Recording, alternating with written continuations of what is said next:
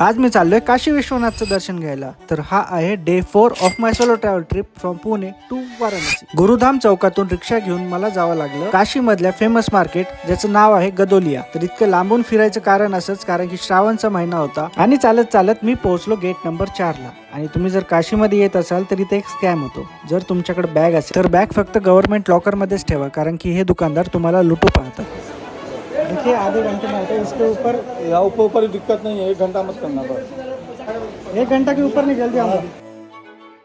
इथे फक्त बॅगचाच सीन आहे. बाकी मोबाईल आणि चप्पलसाठी गेट नंबर 2च्या मध्ये गेल्यावर तुम्हाला लॉकर भेटून जाते. दर्शन घेऊन मी पहिले बाहेर आलो, माझी बॅग घेतली आणि त्या नादात माझं अन्नपूर्णा देवीचं दर्शन मिस झालं. मंदिराच्या जवळ आरतीसाठी जो घाट फेमस आहे तो आहे दशाश्वमेध घाट. तर पावसामुळे इथे पूर्ण नदी काठावर पाणी भरलं होतं. तर आरतीसाठी जे व्ह्यू असतो तो मला ह्यावेळेस बघायला नाही भेटला. आणि मला नवीन मंदिर दिसलं, खिचडी बाबाचं मंदिर. असं म्हणतात की काशीमध्ये आल्यावर कालभैरवजीचं दर्शन नाही घेतलं तर काशीचं दर्शन अपूर्ण राहतं.